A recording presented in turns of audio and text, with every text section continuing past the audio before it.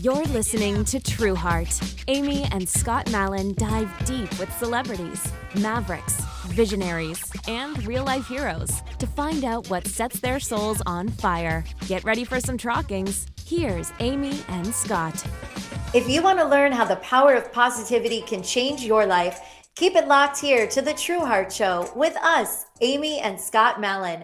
On today's show, we are so excited to welcome cancer survivor and thriver, D. Anthony Evans, one of the most inspiring and amazing human beings you will ever meet. Yeah, D. Anthony's a game changer. I promise you, you've never heard a story like this, and it will inspire you in your own life for sure. So don't go anywhere. And while you're at it, don't forget to subscribe wherever podcasts are found.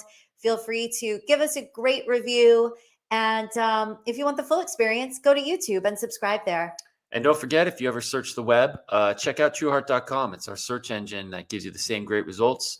It's a free and easy way to give back and power donations to 6 amazing nonprofits that are changing the world. Our friends at This Saves Lives are giving you the chance to win a year-long subscription to The Table. This means you can order a box of their yummy bars every month for a year.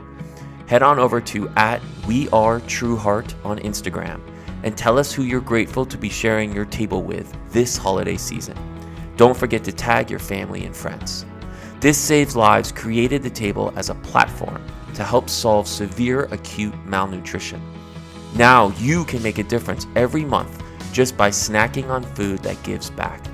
From all of us at Trueheart and our friends at This Saves Lives, we wish you a happy and healthy Thanksgiving. Today's episode is the power of positivity, and we have an amazing guest. D. Anthony Evans is a cancer survivor and thriver. He's had over 385 tumors removed, and almost 10 years ago was told he had 6 months to live. He's still here, and he's living proof of what is possible. D is a fitness warrior and plant-based lifestyle coach. He's lobbied Congress with the American Cancer Society, and he's a mentor to at-risk youth. He oozes positivity, joy, and gratitude. Get ready to be wowed. So let's check out our chat with D. Anthony. Well, D. Anthony, we're going to jump in with a segment we call Trockings. It's a little mashup word we created for true talking. She really created it. Just go with it. But it's basically a way for people to get to know you with some fun, thought-provoking questions. Right. Fire in our house. Exactly. So, about it. The first question is, if you could travel forwards or backwards in time, what year would you go to and why? Oh boy. That's a real good question. This would probably break us out into an amazing conversation. I would go back to September 13th, 1993. That was the day that my mother didn't come through her blood transfusion, and we met at the hospital after school, like we usually did on transfusion day. And I did not leave with her and was an orphan overnight. So, I don't mean to be a sour note in the first question, but if I could go back to a date and change something, man, it's a whole lot of things I would have told my mom before. I thought we were going home that day. It's just a whole lot of things. If it was her time, I understand that. Nobody's in control of that. But it's just so much I had to say that I didn't get an opportunity to. But I'm going to still keep it bright. That's the day I go back to, though. Great question. What would you say to your mom if you had the chance? Well, I was born on her birthday. So, we're the same person. And I'm not going to say it was always roses. It was me and her, though. And it was her raising herself, because every attribute and accolade, I have everything that she had. We're identical, except the disease I was born with. But other than that, being born on her birthday, it's just a lot of, we weren't on the best of terms, just because I was 16 and I thought I was a man and I was taller than her. So it was a lot of, mom being mom, and I still had to be home before the street lights. It's just, I I would have loved her a little more. I took her for granted in the sense that I thought I had all this time, and I just didn't. I just tell her how much I love her, and probably would have spent more time with her. I just would have been a better son. I was growing up though. Well, if there's one thing I know from being a parent, it's that, you know, you know deep down how your kids feel about you, regardless of what they're going through. You just know. And so I always feel like, when the relationship is on a deep level, like obviously yours was with your mom, she knew, there's no way she didn't know. Even, and I know too, like when our son becomes a teenager, I'm already preparing. God help us when our daughter becomes a teenager. But like, these are the teenage years. Like, we got to get through them. But you know what I'm saying? Like, yeah, absolutely, Scott. Absolutely. That means a lot. I like to think that you're right, and she knew how much. It's me on my end, like, man, you could have did this a little different. You could have not went to summer camp because it was September 13th. It was the second week of school. And I had just been gone the whole summer doing my basketball thing. And it's just, it's just a lot of time that those prior like 90 days, we could have been doing things had I known. But, everything happens for a reason. I definitely wouldn't be on this podcast if it went the other way. So it wouldn't be helping people all over the world. And honestly, she had to die for me to live, because my mother wouldn't have never, no matter how old I was, let me tell my doctor, thank you, but no thank you. She would have picked the bat up or whatever, but you're listening to your doctor. So it's so many facets and levels to this story. Like, she had to go so I could do what I'm doing right now, because I would have done chemo, and not because I had any choice, because I would have never broke my mother's heart. That's the reason. Well, that's a beautiful way of looking at it, because, I think I've mentioned this before, but my favorite book of all time is by this guy, Viktor Frankl. And he wrote this book called Man's Search for Meaning. And his whole point, he lived through the Holocaust in the concentration camp. And he went around and he asked other inmates, other prisoners, not inmates, obviously, prisoners. So yeah, Viktor Frankl asked these other prisoners in the camp, what keeps you going? Why aren't you giving up? Some people did give up, and some people didn't. And he was really interested in the people who didn't give up. Like, why didn't you give up? And from that, he took 3 things away of why people want to keep living. This is obviously one of the most extreme situations you could ever imagine. So it was really like a really interesting way to find out, to get to the core of what makes people want to live, even in the worst situations. And it was either love, that I have to live because I have to see my wife again, or my children again, or my parents again. The second one was work. I have to live so that I gotta finish this thing. I want to write a book, or I want to do something that I haven't done yet. And then the third thing, which I think is the most powerful, is I found meaning in this suffering. And no matter what they did in the camp or in the camps, it was always up to you. You always had the freedom to choose what path you were going to take, if you were going to let it destroy you or you were going to let it make you stronger. That was on you. You didn't have control over your surroundings. You didn't have control over the guards. You didn't have control over anything except for how are you going to respond to it. That was your freedom, and you could never give that away. And so, it seems like in your case, like you're one of those, and I think Amy is like this too. Like powerful, inspiring people, souls that, their fire can't be extinguished. And it's because no matter what happens to you, it's never going to break you. And those are the strongest, most powerful, most inspiring, most memorable kinds of people who will ever live on this planet. So that's my kind of takeaway. That's amazing, Scott, and it's really congruent with a lot of the things that I say that my teacher, the Buddhist monk, instilled in me. And he was like, the only thing you do have control of is the way you respond to the tragedies that happen to you, not the good stuff. Everybody can be good when it's good. It's how you respond in the middle of the quicksand. And that's kind of what you're saying. And that's very hard for the average person unless you've been trained. This fight or flight is no joke. It's real. But yeah, that's an amazing takeaway. What's the name of the book? It's called Man's Search for Meaning. And it's Man's Search for Meaning. Yeah, okay. It's my favorite book because I just feel like it gets to the core of like why we're here and what it is we're meant to do with our lives. Yeah, the point it is sounds like a James Allen type, as a man thinketh type book. Like I'm really into that gentleman. We have a conversation every morning. I listen to that guy. But yeah, that's excellent, Scott. All right. Well, I got the next question for you. Well, hold on. Before you do that, Scott, I've been sitting here crying the whole time. And I'm sorry, Amy. No. Good tears of connection, with you. And I just wanted to say, as it relates to your mom, I really do believe that love is the most powerful force in the universe.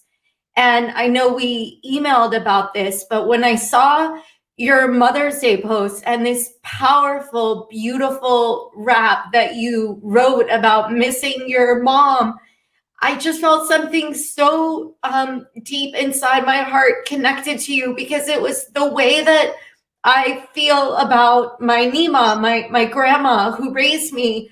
And, even though I was lucky to have, 30 something years with her, it was still never enough time. And I know you can relate to that. And I would do anything just to get 5 more minutes with her, to hug her one more time. But it was like when she passed that I couldn't breathe. I think I told you, like, her love was like oxygen to me. And I had this very physical reaction when she died, where I felt like I was having a panic attack and it was hard for me to breathe. And I realized that I relied on her love so much throughout my life to keep me safe and to feel like there was someone in my corner who believed in me. It really sustained me in my darkest days. And then when she physically wasn't here, I didn't know, like, how could I live without feeling that love every day, without hearing this voice tell me that she's there for me and everything's going to be okay. And then I came to realize that the mind is so powerful. And as you said, D'Anthony, it's how we respond to things. So I didn't want to go into this like pit of depression and despair. So I decided, instead of concentrating on feeling that I lost something, realizing that what I had all of these years, no one could ever take away from me. And it was the most beautiful and precious gift that I am so thankful for. And this bond that we had is really eternal. And even though my Nima's not here in the physical form, I wear something of hers every day. Like, this is one of her necklaces. And I just want to feel like connected to her. But I feel that energy around me and around our family. And so I choose to focus on that. And that's why I know, when I saw this amazing video you put out, that even though your mom's not with you in the physical form, you turned out to be this amazing bright light in the world. And I know that she is shining down on you with so much love and pride. And she just sees all of this as part of your journey. And you're everything and more than she could have ever dreamed of. I know that. Thank you, Amy. Thank you. Thank you. You're welcome. And I wish I could jump through the screen and hug you in person. I give you my virtual hugs. We haven't even got through the second question. Oh, look, I got my tissues. I had paper towels ready. All we need is Oprah to come through, It feels like an Oprah moment. Oh, man. Well, D'Anthony, you've been kicking cancer's ass since you're 6 years old. How do you stay so positive? And what would you say to kids who are fighting cancer so they are inspired to keep going? It's all a mind game. As you alluded to, in the other segment. But see, you have to know your mind. So what helped me was just understanding and having an amazing mother that told me, yeah, you have these tumors, but these are the best tumors on earth. And I just believed my mother, her encouragement. Even though I saw what I saw, she was telling me like nobody sees it. That's your strength. And it didn't really affect me until people began to tease me. And then it forced my mindset. I had to face it because I get real wound up and didn't want to talk. And then if you push the issue, it became a fight when I was younger because you just wouldn't leave me alone. But my mother had always instilled in me that you're different, and this is just how it is. And it's either going to make you or break you. I didn't listen to that. I was depressed. I was in pain. But in reflection, when I got sick at 35 in 2012, everything that she said kind of came back, in my head, in how to move forward through the turbulence. Because I'm going to tell you, from the age 6 to about 18, it was moderate pain, okay? And then from the age 18 on, it was consistent with wasp stinging you, like, on the fly. You just be walking and get zapped. And then have to act normal and learn how to, I'll be doing different things and the pain will come out of nowhere and just zap me. And it was kind of, I feel like a pre-lesson to everything that my teacher reiterated, because, his whole philosophy is we were born to suffer. Like, when you stop feeling anything, you're kind of in the celestial and you're dead. So be grateful for your pain, which was hard to hear when I first, met him. But then, like, into the second and third year of our relationship, my pain became my power, figuratively and physically. I'd go in the gym, and it's me versus the other me, the one that wants me to be depressed and the one that wants me to complain about NF and ask God, why did you do this to me? That guy versus this guy that refuses to accept that as his reality. And they would go in that gym, and my teacher would call it emptying your cup. If you don't empty your cup every day, it's going to overflow into your personal life. So through these behaviors, it is how that has become a game. Like, I know you're trying to screw my day up, pain, but guess what? You're going to have to try tomorrow. And it's narrowing everything down to moments, and not like I plan, but then I don't get wrapped up in it if it doesn't work out, because we're not guaranteed 5 minutes from now, really.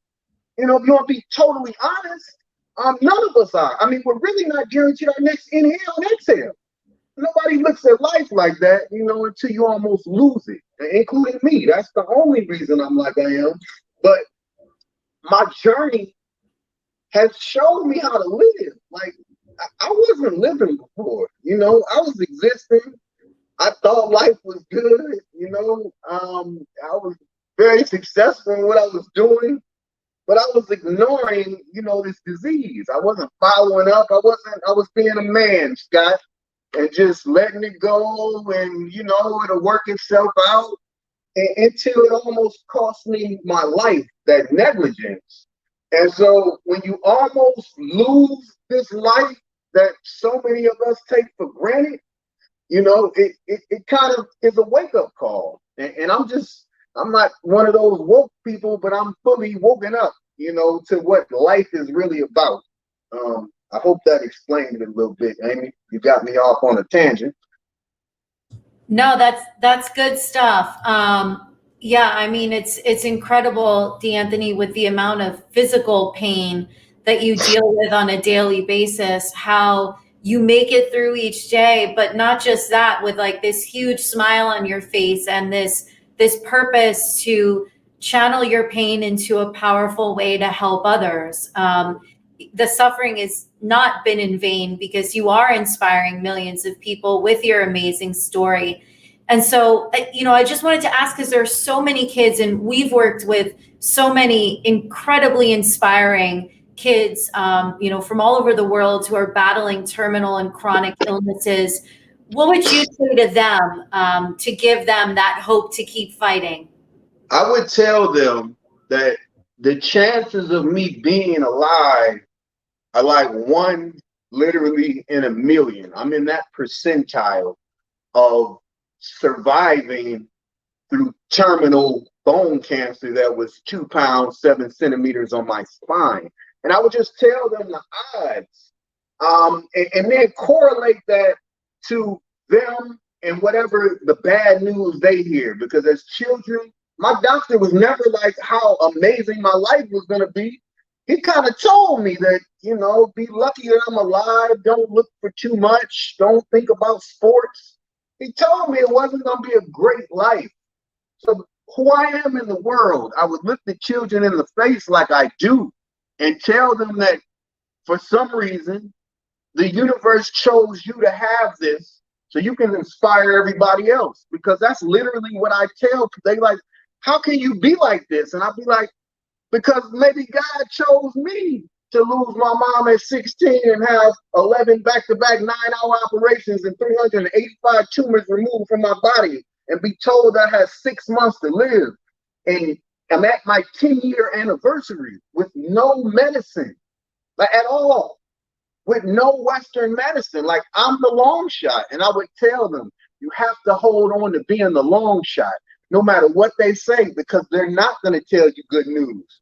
This is how I mentor my patients. Like, doctors aren't trained to tell you good news.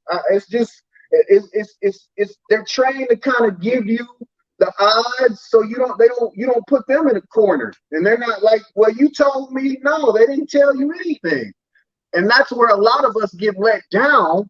Like, revering the doctor, we do need doctors, but the doctor isn't God. Like, my doctor told me to, go meet with the hospice nurse, and I just encourage the children to respect your doctor, but know that there's somebody greater, that really has the last say. And a lot of people don't understand that. It's just, doc said this, so I'm going to give up. No, I reject that.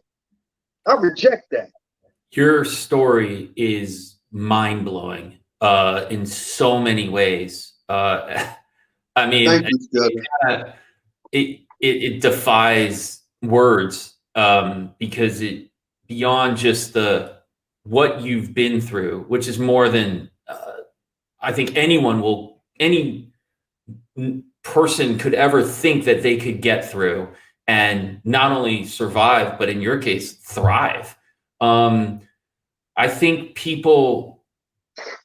their biggest question, I think one of their biggest questions would be, well, how did you get through this? What is it in your lifestyle? I mean, we certainly are empathetic to your, and agree with your philosophy about, look, Western medicine has its place. It's not that Western medicine is bad or wrong. There is a place for it. But it's not the end all and be all, and it doesn't know everything, and it doesn't have all the answers. And there's a limit to what it can do for you. And there's real downsides to some of the things it can do, and there's dangers and risks. And so just give us a little insight into your lifestyle and what it is that you do with your diet and your training. And I am a huge believer in this third part, which is stress, the real silent kind of killer of your immune system. What do you do on a daily basis? And what would you tell other people? Like, look, these are the things that work for me, but there's real science behind this stuff too. This isn't a bunch of mumbo jumbo. Like, meditation works, plant-based works, weight training works, but like, what is it specifically that you like to do? Well, specifically, and again, I have to give all of this to my teacher, because I believe we're only as good as the information. And, I was given a second chance with a different lifestyle because of David Choi. And it was real simple. He said, D, you're angry, and anger is going to kill you. And I was very angry. I'm not going to lie. I was an angry guy when I got sick. I was not Mr. Positive Energy. I just did a 35-year run in pain. And I was at the end of my rope. And what he told me, he said, D, you have to learn how to just appreciate where you're at in the moment. And then from there, once you're still, then you can do everything else. But he said, in the morning and in the evening before bed, I need you to do two things. He said, the first thing I need you to do before bed is be like, self, we had a great day.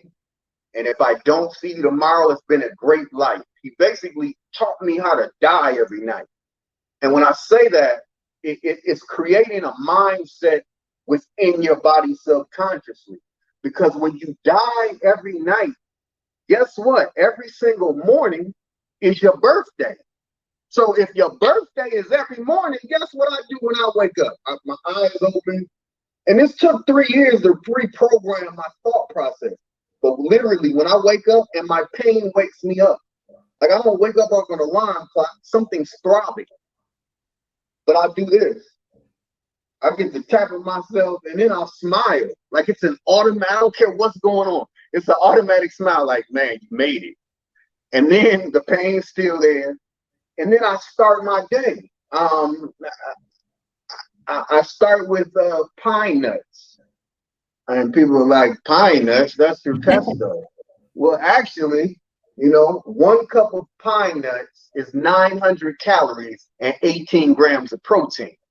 I do like 4.5 pounds every 5 to 7 days, every week, if you will.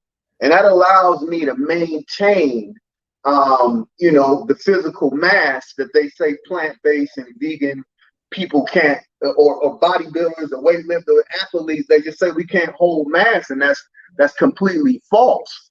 And then people are like, well, that's a lot of calories, 900 calories, and then if you're doing 4 pounds, that's thousands and thousands of calories, which is true. But plant fuel and flesh fuel are not congruent in the sense that plant fuel burns like a firecracker. That's right. Its animal equivalent burns like a candle. Yeah. A person that eats, the other protein, by the time you're at lunch, breakfast hasn't even got to your small intestine. Like you still have breakfast, and then it's on top of lunch, and then you don't chew. So my day basically is teaching people how to do this, do what I do. But what it encompasses is a positive mindset, the nutrition, and some sweating, strength training for me. And what that does is it gets all the toxins out. But the reason I'm here is because I have a very clean GI system. And that goes to my teacher too. Everybody goes to get a colon cleanse, but your colon is plugged into your GI, and your GI is 30 feet. So if you have a clean colon and a dirty garden hose, are you really healthy? And the doc, this is my problem with Western medicine. Like, why am I telling people this?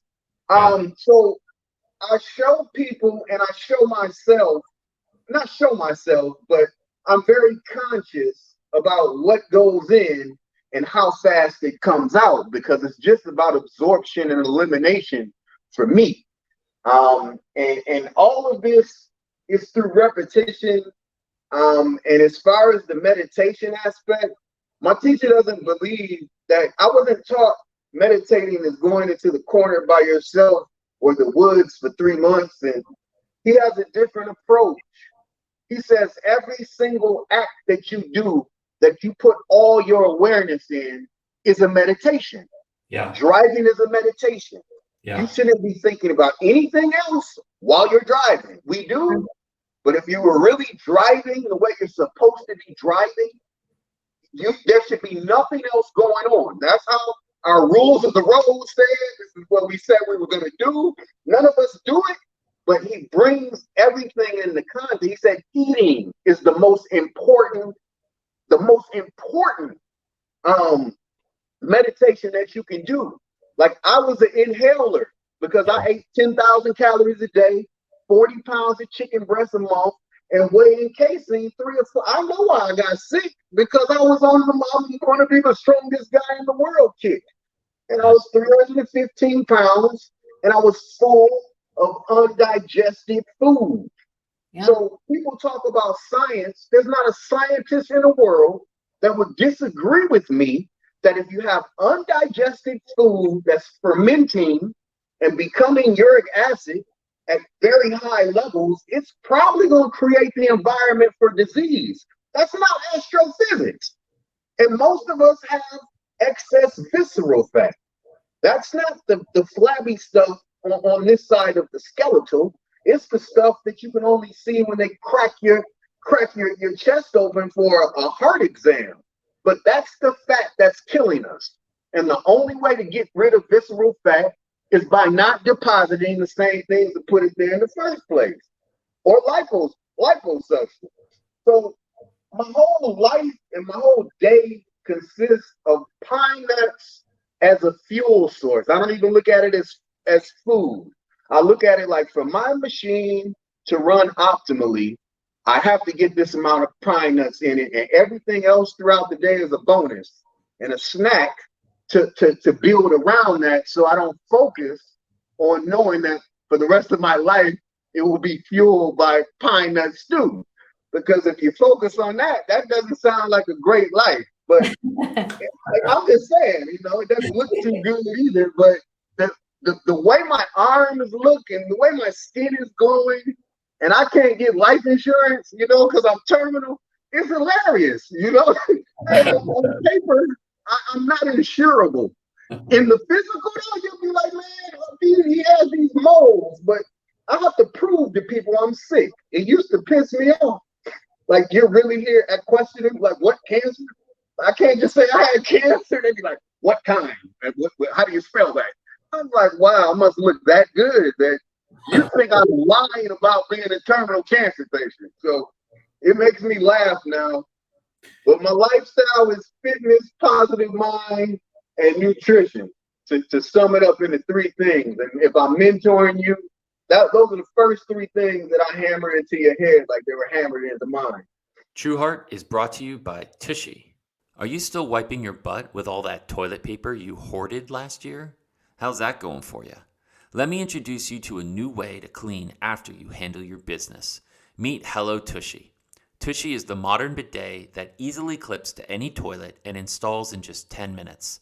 Starting at just $99, Tushy sprays a precise stream of clean water and washes away all of that literal crap that toilet paper leaves behind. Upgrade your bathroom experience by going to HelloTushy, TUSHY.com. That's HelloTushy.com. Tushy saves the environment and reduces your carbon butt print. Tushy saves you money on toilet paper, and Tushy saves your butt. Go to HelloTushy, that's TUSHY.com.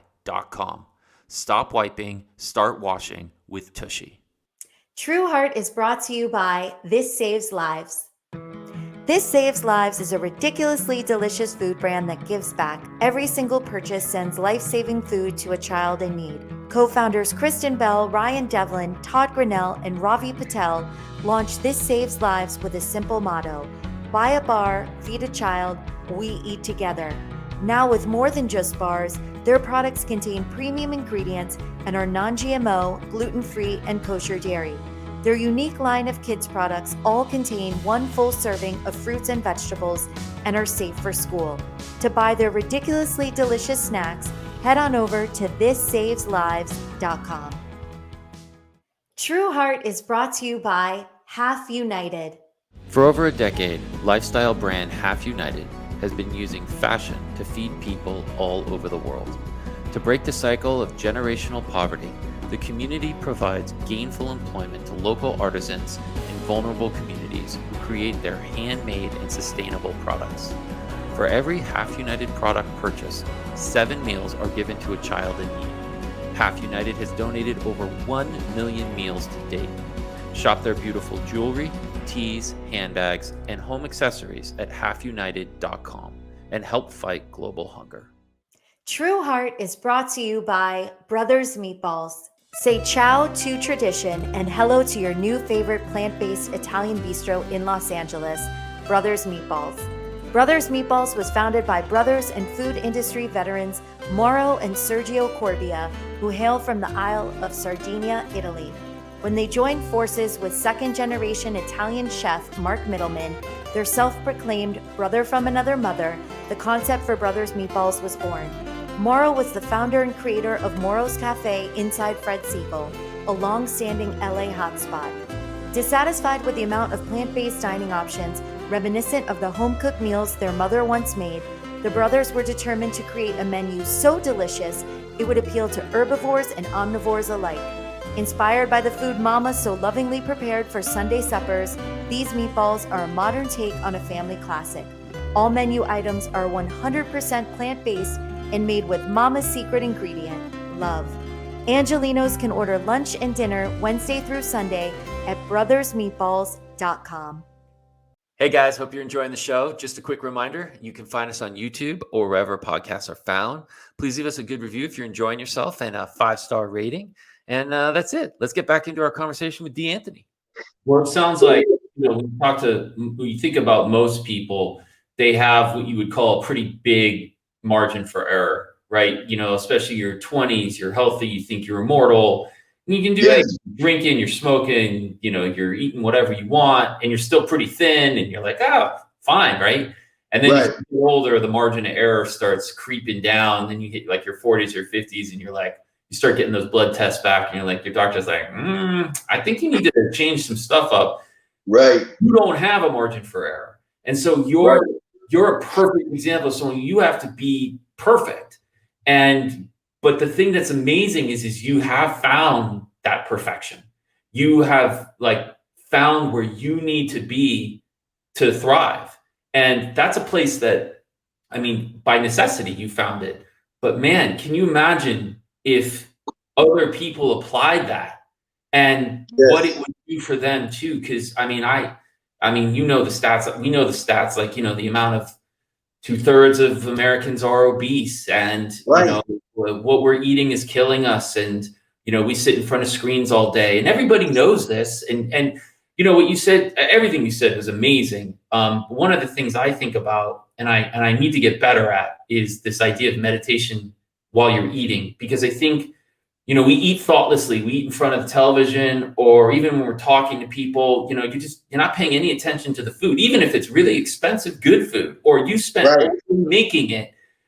You're not paying any, you eat it in 10, 30 seconds, and that's it, right? You're cleaning up. Right. And I remember hearing something that you're supposed to chew approximately 50 times before you even swallow it, right? And imagine that 50 times. Like if I chewed 5 to 10 times, I think that'd be pretty good. But just if you learn to do that and use that as a meditation, I got to chew this food 50 times, especially if you're eating obviously something like salad, where you got to unlock the fiber and the nutrients. But just a simple lesson like that because the whole point is, it's just like alcohol. Like you can drink 10 beers in 10 minutes and then it hits you, right? But you can get just like food, you can eat 3,000, 4,000, 5,000 calories before your body even, your brain starts to send that satiety signal, and you're like, I'm starting to feel sick. If you Correct. correct. Scotty.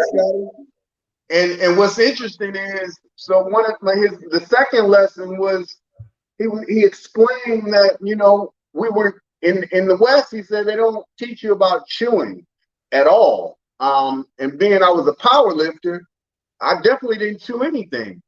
But he said, you know, Kobayashi, this was the example he gave me. Kobayashi was the Japanese guy that could eat 100 hot dogs on ESPN, right? I used to watch it. He was winning money eating hot dogs, right?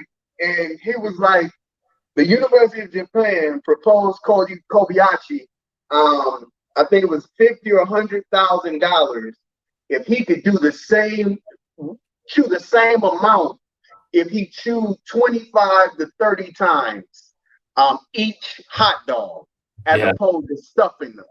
Yeah. And Kobayashi got to like 7 and threw up. And my teacher, how he explains it, he says, D, in your stomach, it has signals, right? He said, but most people, they hamper eat. Like you stuff clothes into a hamper. That's how you eat with your food. But see, your food, when you eat like that, it hasn't become like a liquid because you haven't chewed it the correct way. He said, so it's not touching all of the signals. He said, think about water. When you drink 4 cups of water, if you try to drink that 5th cup, you know you're going to throw up. He said, that's a signal that went to your brain and said, that's enough water. If you put some more, it's coming out. Like we've all been there. Like, okay, that's enough. And the same thing is supposed to be applied to food. Like the GI is not compressed into 6 inches for clumpy, like clothes, if you will. Like clumpy stuff wasn't made to move through 30 feet before it reaches the digestive system. But that's very interesting that you said that, because it's the whole signal thing. But today, Scott, I'd like you to at least chew 15 times, and I promise you get full faster, because your food will have expanded more and become your stomach, like Bruce Lee become the glass. The water becomes whatever it goes in. It's the same thing. If you can get your food to become your stomach, then it's coming out too. Like if you just think about the chain reaction after that behavior, it's just behavior. We got to unlearn our bad habits and just implement this new behavior if you want to be here post-COVID. I'm just going to tell everybody the truth. If you want to be here, and I don't hear this at all, you need, as a person, as an individual, need to be learning about your immune system and how to strengthen it, okay? And you're not going to move from situation to situation. You need to know that I know I'm doing my part. Like, medicine is not going to save you from everything. Those are facts. And I would encourage everybody listening, like, there's nothing more important than your immune system. And if you do some research, your gut is the central part of your immune system. But yet we take it for granted. All right, that's my little tangent on the gut and the immune system. I love it. I love it. And we agree 100%. Like the digestive tract is always overloaded, always digested. People wonder, like, why am I? The thing I think about too is, you eat a certain way, and it's the only way you've ever eaten. That feels normal, and right. It's just. I tell my son this all the time. There's not so much of right and wrong. It's just your perspective. It's just how you have seen the world. And that's your experience. And so, like, you go to a buffet and you see people like, the mountains of food and what they eat. And they feel exhausted after. But that's normal to them. That's just typical. That's how you're supposed to feel when you're done eating. And it takes, as you said, forming a new habit, trying something different, where all of a sudden you realize, wait a second, I'm supposed to have more energy after I eat than before I eat. That is a concept that is so foreign to people, because they need to take a nap after most meals. And so And so everything you're saying, like the idea, like you said, 15, you're 100% right. And I'm taking that away from this for sure, because you talk about Me too. obesity, you talk about eating the wrong foods or eating too much of, you know, the wrong foods. Anything that you're doing, if you just eat slower, you will eat less. There's just science. I mean, you can't, your safety signals will go off, and you will get sick if you keep. You can eat an entire plate in 5 minutes, but if you try to eat that plate in 30 minutes, you won't get through it. So anyway, I'll leave it be. But I love everything you're saying. Everything you're saying is right on target. It's people need to know this and hear it and put it into practice, because that's how you change habits. You know, you just do it. Just try it. Well, and we know, Anthony, you have this amazing vision, which would help bring these concepts to life and bring people on this journey of health. And it's through this Mana Preventative Health Farm that you're hoping to make a reality. So tell us a little bit about that. And we know that it's going to be based in Hawaii, which is one of our favorite places in the world and where we feel most spiritually connected to Mother Earth and nature. So tell us about that vision. Once we saw that Chicago was just, it was spinning out of control, and as well as I'm doing, I can't pretend like can't cured by any stretch of the imagination. There's no cure for this sarcoma, but we have figured out how to take it to undetectable levels. And that's kind of what my teacher said. Like, I don't know how to kill or cure, but I do know how to live harmonious and teach your body how to live with this situation.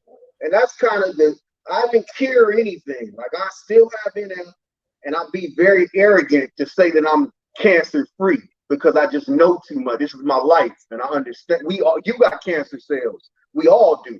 And they congregate for certain reasons. And I know mine just aren't congregating right now, but they're for sure there. I say all that to say is I wanted to create something where I can teach this. I can fly other influencers into space to give seminars and be like the D's version of the Ann Wigmore Institute. If you could give people, like, you know, a couple foods, let's say your top 3 or top 5 foods or liquids that you think really, because I know it's an all-encompassing, this is a trick question, because we know it's an all-encompassing lifestyle, you know, it's not just one thing. But what are the things, you know, you mentioned pine nuts, but what are the things that you really feel like are really key, as you said, to having your cancer cells not congregate, you know, not replicate, not turn into tumors, not grow? What do you think are those foods that really, like, your go-to superstars? So in my mentoring, before we even get to food, I put you through organic turmeric and sodium bicarbonate, commonly referred to as baking soda, cleanse that is going to shake all the particles that are aligning your GI. The first thing I have to do is clean. Everything goes back to the GI, because the acidity is created by fermenting flesh. I mean, burgers are flesh. When all of the burger doesn't leave, it stays and it turns into something else that's bad. So the first thing would be turmeric and Bob Redmill's baking soda regimen to first clean and shock your metabolism. And people are like, well, why baking soda? Well, baking soda is the most alkalinic substance we can consume as human beings. Let me ask you a question real quick, Scott, before I go on. What do you think is the number one over-the-counter medication in America? Antacids? Scott, because you live my lifestyle. Nobody gets it, but the meat eaters don't get it. I love you guys. That wasn't a shot. I'm just saying. Did I get it right? Come on, Scott. Well, yeah, you should ask someone else. It is. It's absolutely antacids, and the key ingredient in all antacids is sodium bicarbonate. It forces everything out, and then once you're clean, I would encourage you to pull the trigger on a protein source. whether that, and I'm a nut guy, but if you have a nut allergy, you might want to do kale. But I would pick out my protein sources first while mentoring you, because I feel like everything out there is the bonus if you don't know about the whole food plant-based lifestyle, which is totally different from plant-based and vegan.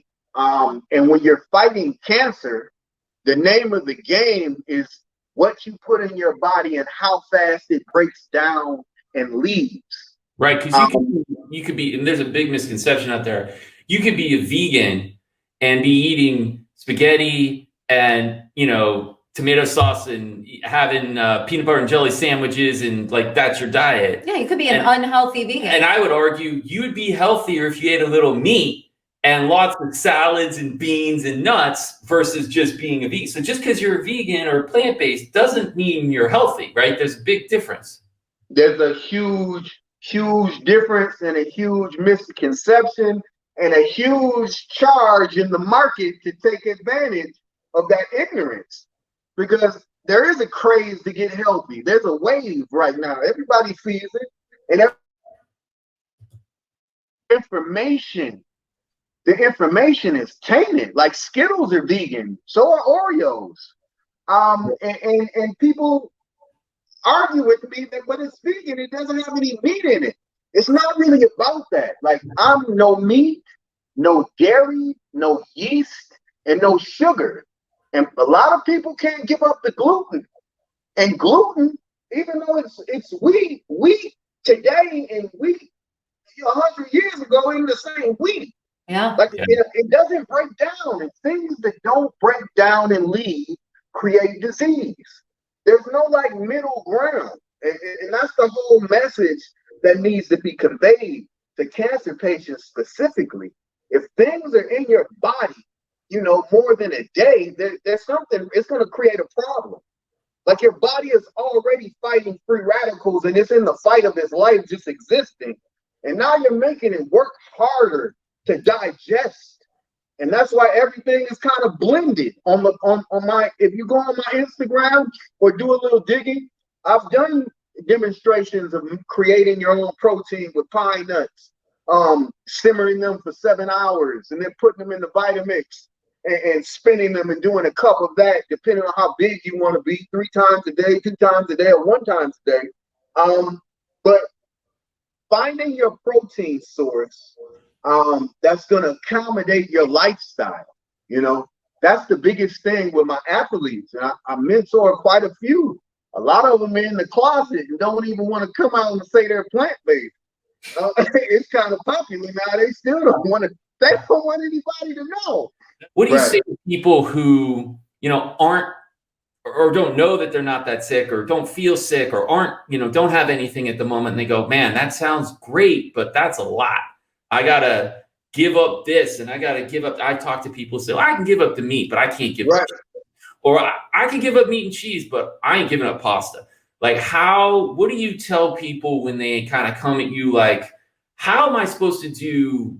Like, I can baby step into this a little bit. I'll dip my toe into the pool, but I'm jumping into the pool. It looks bad. It looks real icy in there. What do you tell people? So it's very interesting. And with men, it's one approach, and then with women, it's not the same answer, because I know where both people are coming from, and I know where we're coming. I know what to say to a man that gives me every excuse and everything.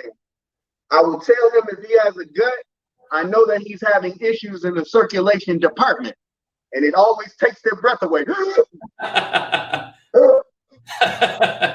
Hey, I don't care who you are. I hit you with that uppercut. Bam. You see that coming. That's a good one. I sit there and I break them down. I say, I can look at you. You can look at you. And I can tell that you have to, you know, you need assistance. You can't just do what you need to do when you need to do it. That gets every man, they at least do the detox. I said, you know, hey, they don't see, even to this day, people from 5, 6, 7 years ago. I went back to eating meat, but I do that detox like every 90 days. There's no getting around it. The more gunk you have in you, it thickens your blood and the whole flow. So for the men, that's what I tell them. And then like my approach for women, there's a section in the midsection that, you know, from my experience and my coaching and my consulting, that women would like to get rid of. And I kind of focus on what the cleanse and what the lifestyle will do to, so I kind of play off of what you want your body to look like. And 90% of the women would like their gut to be reduced. And once they do the baking soda regimen and the turmeric that I didn't talk about, the turmeric you take before bed, and as you're sleeping and tossing and turning, it's moving up and down your GI, loosening. It's acting like a wash while you're sleeping and moving throughout the night. And then when you stand up in the morning, a little more slides down. But see, with this process, collectively, your body and inflammation is not going to leave until all of the flesh that's causing the inflammation is gone. But it's hard for people to really to admit that, man, I'm walking around with old dead birds in my stomach. Like, nobody wants to admit that. I don't know what they think that is right there that they've put on. Like, fat is fat of whatever you were eating. And so when I draw the line to those facts, and then I send them a link on the National Institute of Health's website, I don't even post anything if they haven't published an article about it, because of all I've just learned over the last 10 years. People will come at you off of everything you've said. The thing is, I got a PhD that backs up what I say, and I always refer to the NIH. I mean, because that's the highest hospital in the land, if you will, the health advocates in the land.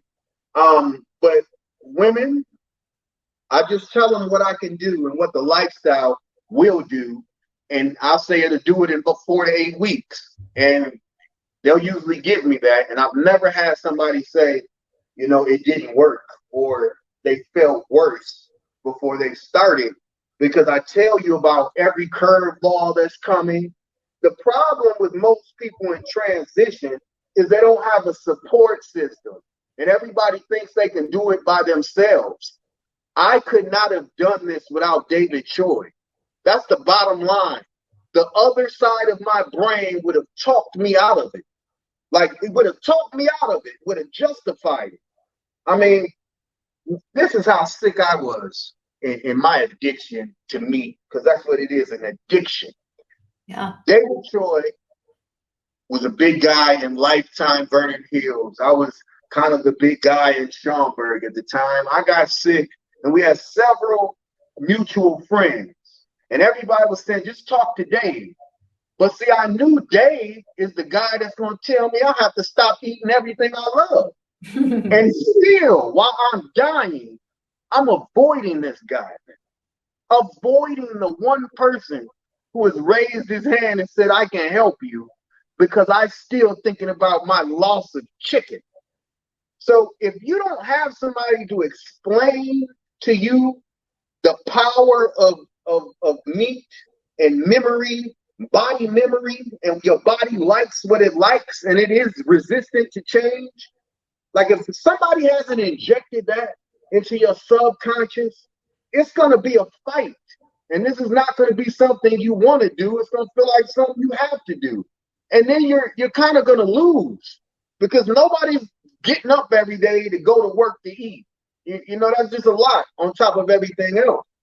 But if you condition a person's mind, no matter what they say, my biggest thing is give me 90 days and I'll give you your 20s back. Police officers, professional athletes, nobody has ever not been successful, because if you follow the behavior is going to yield the results. This has nothing to do with D'Anthony. I am simply sharing some information that they don't teach in schools. It comes from a Buddhist medicinal handbook that's written in Mandarin. Like, I know what I know, and because of who gave it to me. and very confident, and it'll go up against anybody because I know what and I'm the proof in my own situation. But that's kind of been my success with mentoring, and I'm not gonna say like refuting what people are saying, but kind of the proof, and then the longevity and the consistency. You can go on my timeline for 10 years, every day the same thing. Peace, peace, peace, beloved. I hope all is well in the space you occupy on the most magnificent planet in the celestial. As usual, I'm humbled, grateful, and appreciative to the Most High in the universe for giving me yet another day in the physical form, knowing several people will not have that opportunity. And I'm just up early giving thanks. Every day, repetition, repetition, repetition, repetition, repetition. We don't like to study. We're lazy. We want instant everything. I want it now. I mean, the phone, if our phone, you click a button, we think something's wrong because we're in a rush. We rush to eat. Everything is in a rush. And until we slow down and start with the food and start with the decisions of food, our food choices, that was not a shameless plug for the documentary I'm in, but we will have, this problem, period. That's so true. Obviously health is wealth, and what you're advocating with, how you're training to live and this plant-based lifestyle, and the positive mindset, and what you're doing with strength training and yoga, and basically every moment being a living, breathing meditation. You've got, 10 years now of living proof that it works from when you were given, just months left to live. So you've defied the odds because, as you said, it's been repetition, repetition, repetition of a system that works. And so this knowledge is accessible to everyone who's open to receiving it. And I hope that people who listen to this show and get as fired up and inspired by you as Scott and I are will share this episode far and wide, because people don't have to live being sick. They don't have to live in suffering. You can free yourself from this. There is another way. You are proof of that. It's just a matter of having access to the information and making the decision that you want more for yourself and for your life. And, Scott and I have talked about this a lot recently. We're big believers that change only happens when you're willing to move beyond what's comfortable. So shit might get uncomfortable for a few moments, but it's better on the other side than whatever you're dealing with, being sick here or being depressed or being suicidal or having addictions that you can't deal with. If you can move past those things and have the beautiful, healthy, happy life of your dreams, then do whatever it takes to get there. Yeah. And I just want to say, excellent.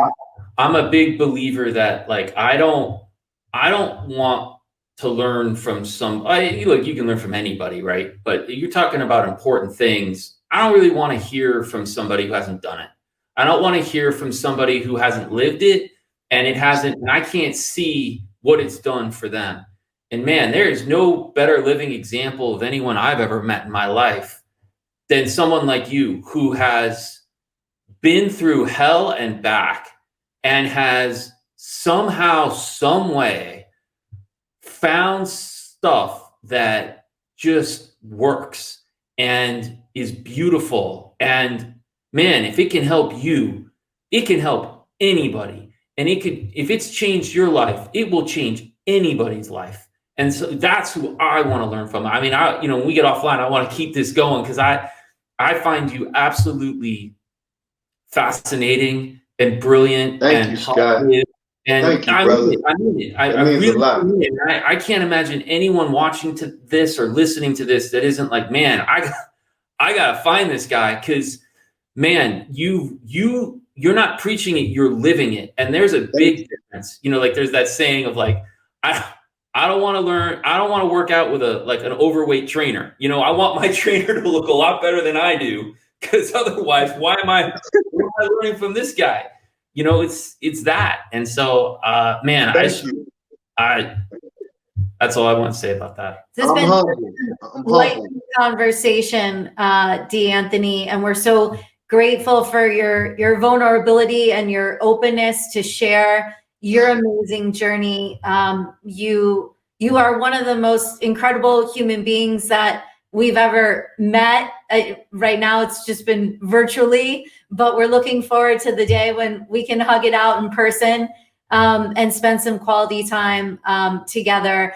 And I just think you're one of the brightest lights that I've ever met. And I'm just overcome with emotion because I'm so inspired by you. And I really hope everybody gets the opportunity to meet someone as special and as beautiful as you, because I've learned so much, and I feel like my heart expanded, you know, in this time that we've spent together talking.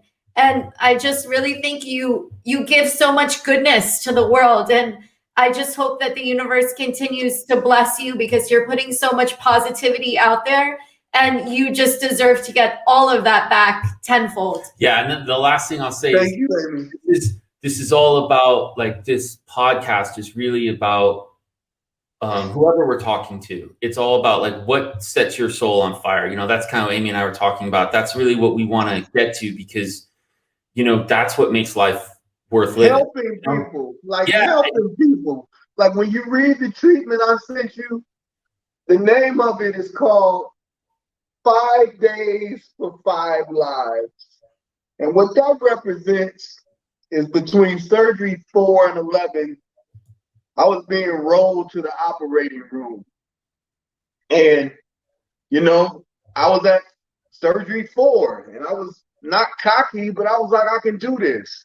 Even though I knew it was an indefinite amount of operations. Huh? I was already at about maybe 150 tumors at that point in 4 operations. And before every operation, they make me sign waivers. And I signed them the first 4 times, but something, I don't know, was it the anesthesia, you know, they give you right before you say goodbye to all the family, and then they just roll you, and it's just you on the gurney with the nurse or whatever that's rolling you. And then there was another nurse with the clipboard as they're rolling me, and I'm just signing my name away, signing. And I'm signing because technically my situation is inoperable. They were doing this kind of to appease me and my plea to my fight, because again, nobody before me has lived through any of that.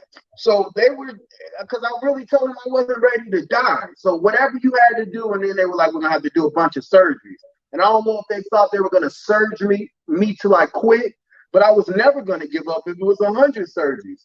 But they're rolling and I'm signing, and I get to, like, it's 13 pages, and I get to like page 11, and something hits me where I start freaking out, and my brain is like, they have you signing waivers to exclude them for responsibility should something go wrong. Like, all of these papers, so they don't have to be responsible, and they're about to cut you. And that drove me insane on that gurney. And I went inside myself. It scared the crap out of me. And I started talking to the Creator. I told the Creator, if you allow me to get through this, if you allow me to live, I will say goodbye to my company. I had a marketing company, but it was nothing that we didn't market. We marketed adult entertainment, anything. We were a marketing company. I said it was great money, but it was that industry. It was the music industry. It was all of that same negative industry, which is great money, but it'll destroy your soul. I was like, I will walk away from that. I will walk away from the money. I will walk away from life as it is and kill who I am and come back as D'Anthony Evans. And I don't promise to be a reverend, but I promise to get up every single morning and work toward being a better person than I was the day before. And I'm going to throw in, I'm literally having a conversation like God is listening to me. And I say I'm gonna throw in that I until I die, I make a pact to touch 3 to 5 people in hopes that you give me 3 to 5 days. So what you see in them videos is me just holding up to my side of the bargain, because that's why I'm not scared, because I know I get up and do what I said I was going to do when I was facing certain death. I don't know anybody who can say that. Like, I know why I'm here. And service, I'm not here for me. I'm here for everybody. I had an amazing life. As shitty as it got, I did a lot of things in my 35 years. As far as I'm concerned, I'm only 10 years old. I'm 10 years old. And that's what you see, a 10-year-old boy in a man's body that's responsible. And if everybody doesn't wait till that bad doctor's appointment and adopt this same mindset, you can move mountains. I got terminal cancer. You might can fly. Like, we have no idea what we're capable of. That's all I got. You are in my opinion, you are a towering figure, and everybody needs to know about you and hear your words and see you as the inspirational figure that you are. You're a legend, man. You're a legend. So I can't thank you enough for being on this podcast with us. I learned so much. I'm so grateful for you, for Thank being you, guys. I'm grateful to you for sharing your experience and your knowledge, which is formidable. I'm just so grateful to you. Thank you so much. Wow. Oh my goodness, that was incredible. Wow. Thank you, D. Anthony, for that massive dose of positivity and inspiration. We are going to be like vibing off of this for days. If that doesn't change your perspective on life, I don't think anything will. Yeah, so take that inspiration with you, apply it to your own lives, and don't forget to head on over wherever podcasts are found, subscribe, leave us a 5-star rating and a great review. We certainly appreciate you all. Yeah, and if you have a second and you're still searching the web, if you're one of the, 8 billion people on this planet that does that, check out Trueheart.com. We'd really appreciate to have you join our community and just search with us. It's free and easy. Powers donations to 6 amazing nonprofits. So thanks for checking it out, and thanks for joining us. We'll be back next week with another awesome episode. And that's it. Be good to yourselves.